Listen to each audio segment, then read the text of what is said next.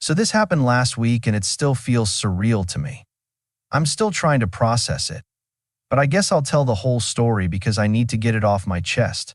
It started when my family invited me out to dinner for a gathering. Normally I don't mind covering the bill. My parents are getting older and don't really have as much to spend.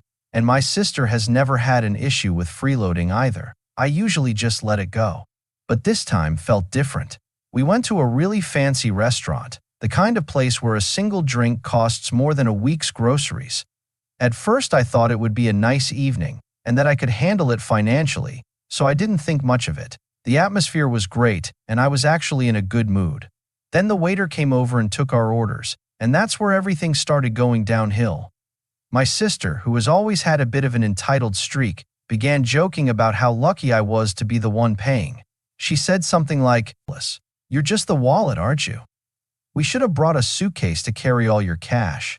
Everyone laughed, and even my parents chuckled like it was just a harmless inside joke, but I could tell it wasn't just that.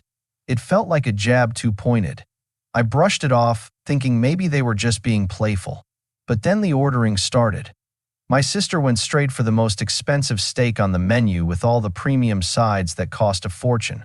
My parents ordered similarly expensive meals, and my brother picked a ridiculously pricey seafood dish that I'm pretty sure wasn't even in season. I just sat there watching the total climb higher and higher, feeling more and more uneasy as they acted like it was completely normal. I'm not perfect and I've covered bills before, but I had never seen them push it this far. It felt intentional. Then my sister leaned in again, smiling, and said, "Don't worry about it, you've got this. You're just the wallet, right?" Everyone laughed again.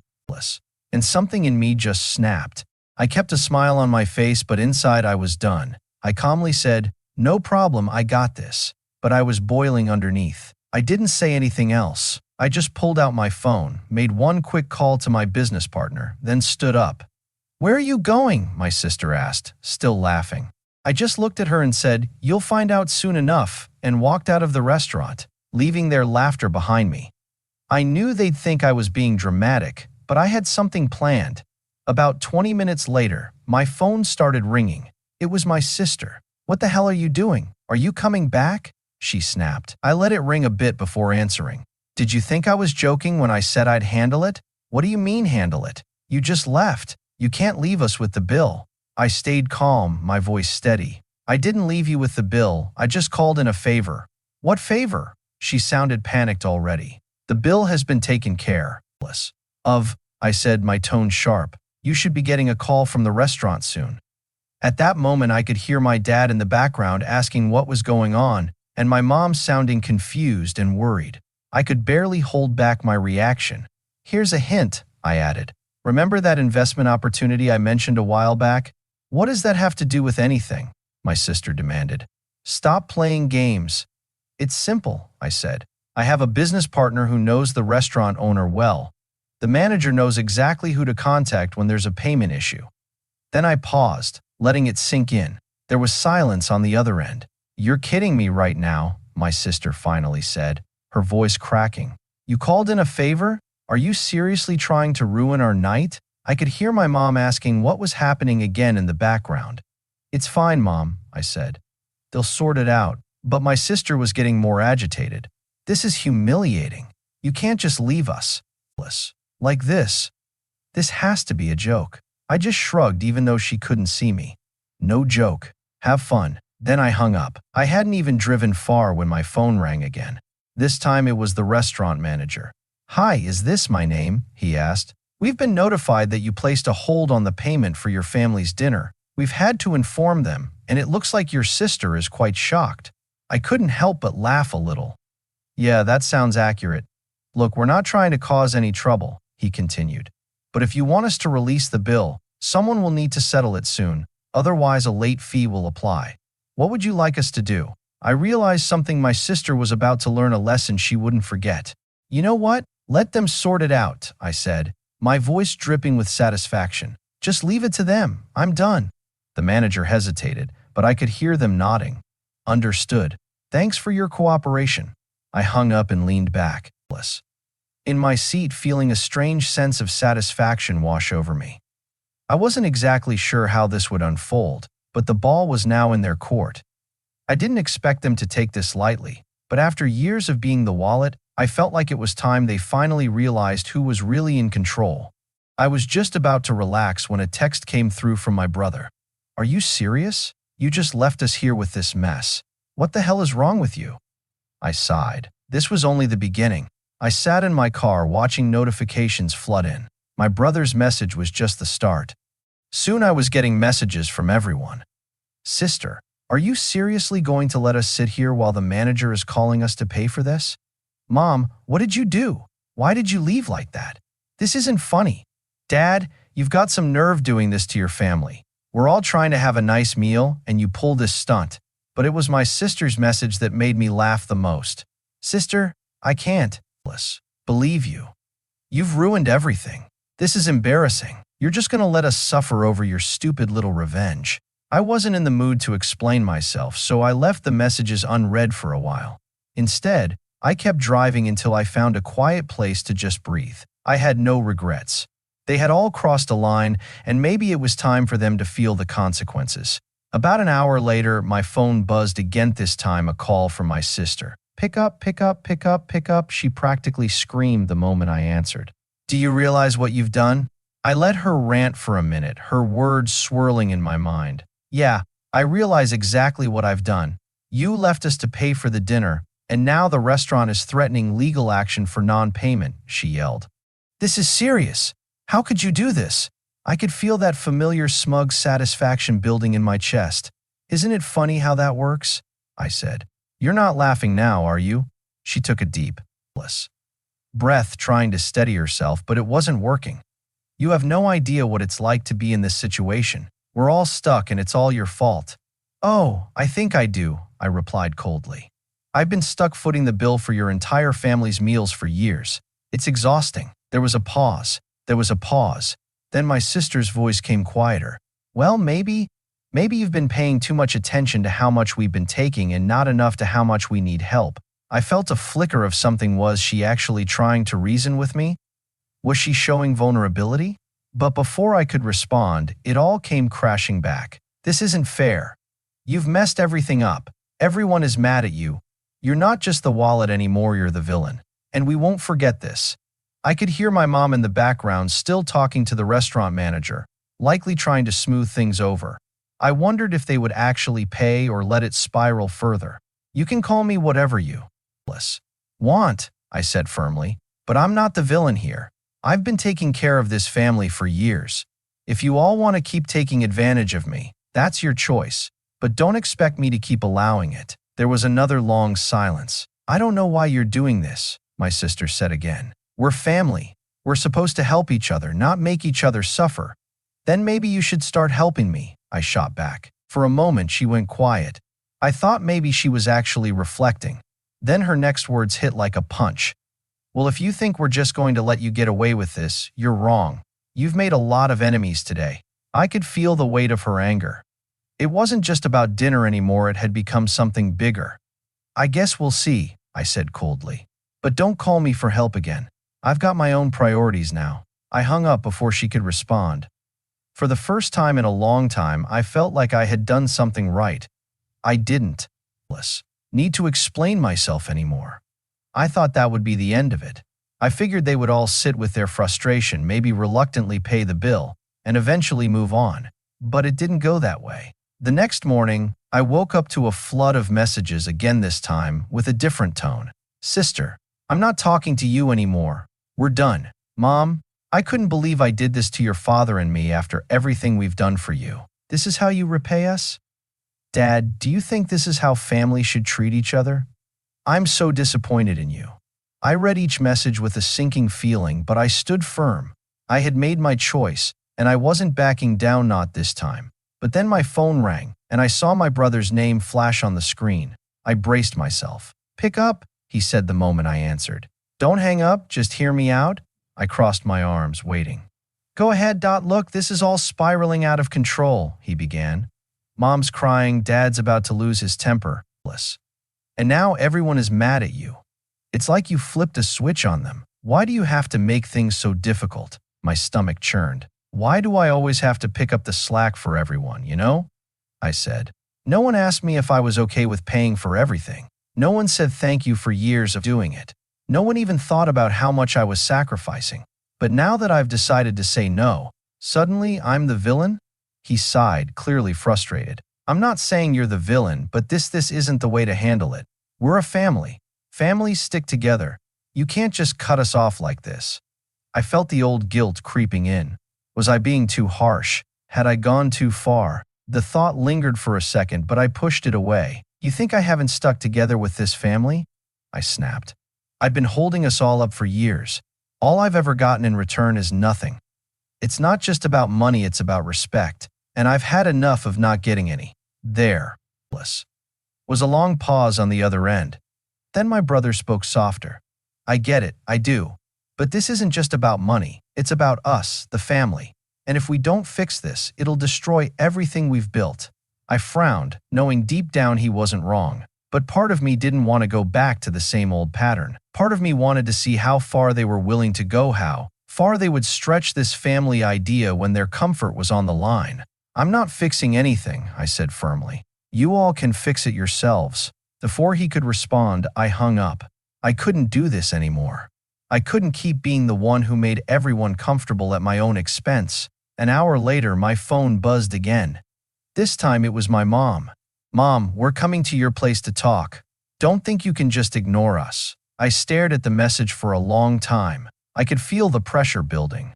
My mom wasn't the type to show up at your door unless things had really escalated. I took a deep breath and decided to let them come. It wasn't long before I heard a knock at the door.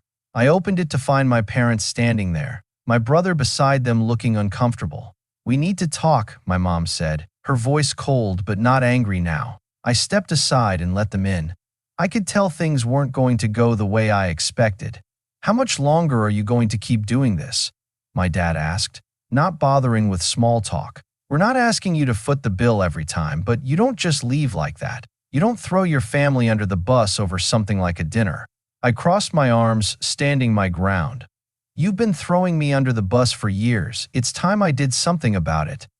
My mom shook her head. You think this is the answer? You think leaving us with a $500 bill is the way to teach us a lesson? I looked at her, feeling the weight of everything I had been holding in. I didn't just leave you with a bill. I left you with a choice. Do you finally realize? You've been taking me for granted? For the first time, I saw a hint of something in my dad's eyes, regret. But it was too little, too late. Maybe you're right, he muttered, looking down. Maybe we have taken you for granted. But before I could respond, my sister stormed into the room, her eyes blazing with fury. I can't believe you're actually sitting here acting like you're the victim.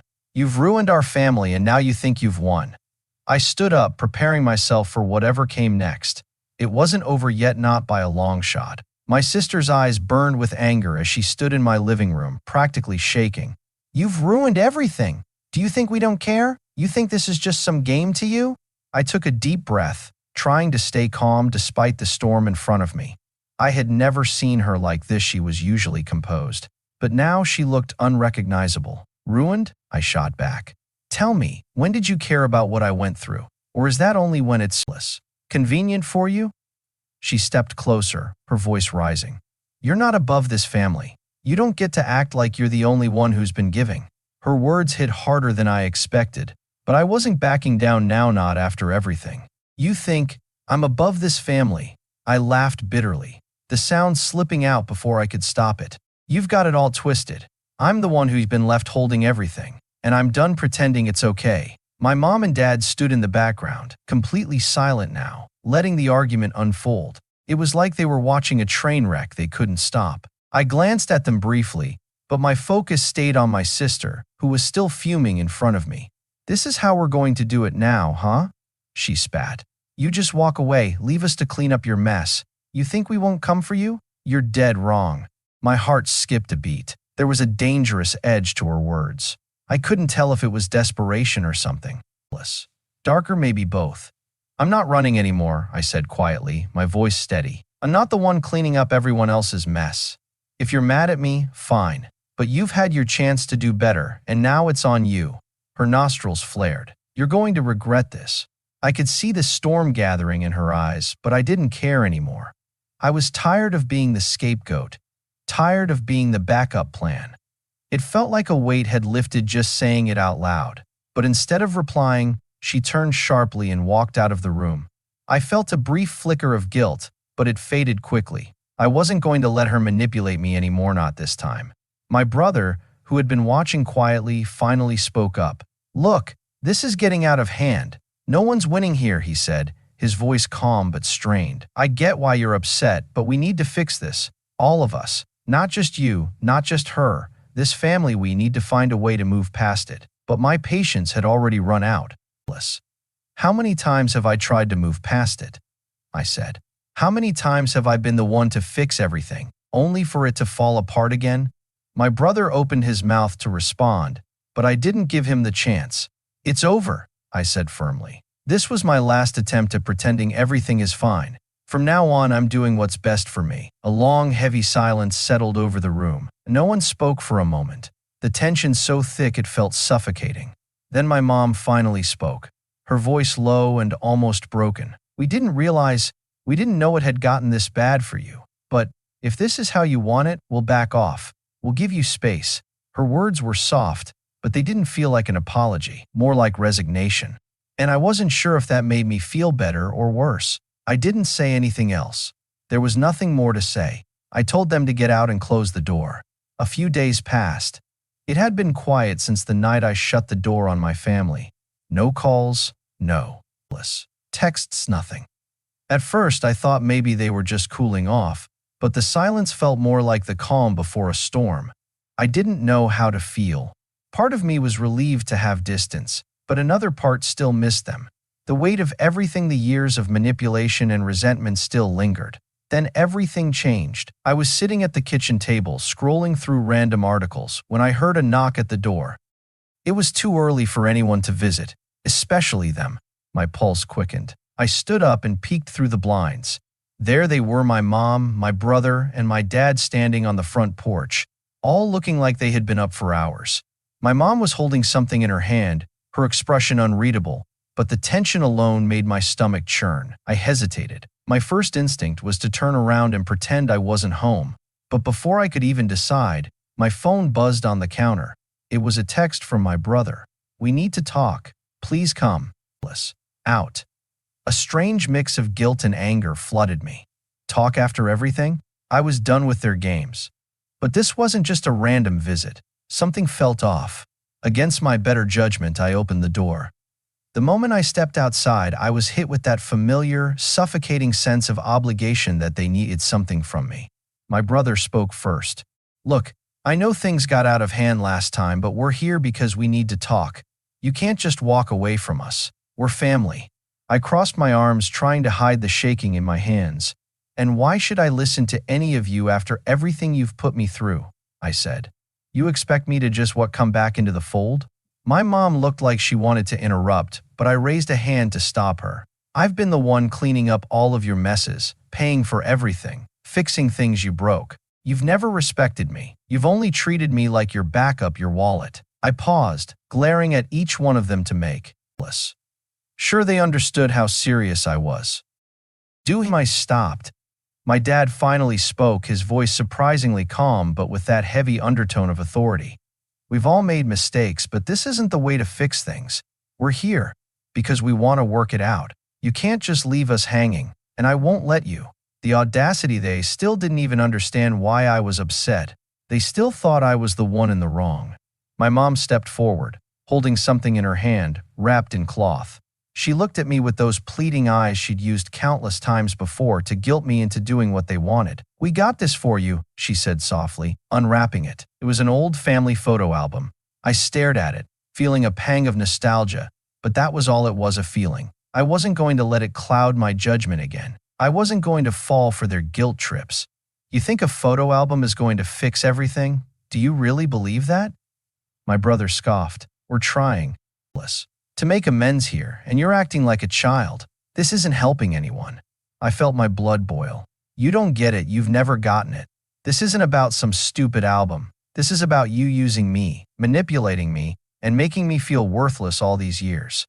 There was a long silence. I could see the crack in my dad's calm facade, a flicker of frustration behind his eyes. I didn't raise you to walk away from family. But if you think we're just going to let you do this, I took a deep breath, looking each one of them in the eyes. I'm not coming back. I'm not going to keep being the person you can manipulate and take advantage of. The air was thick with tension now. My brother was grinding his teeth, fists clenched at his sides. My mom was on the verge of tears, but I couldn't bring myself to care. I turned around and started walking back toward the door. My dad called after me, his voice rising with each step I took. You think you can just leave us like this? You'll regret this. You'll come crawling back like you always do. I didn't even look back. I slammed the door behind me, the sound echoing through the quiet house.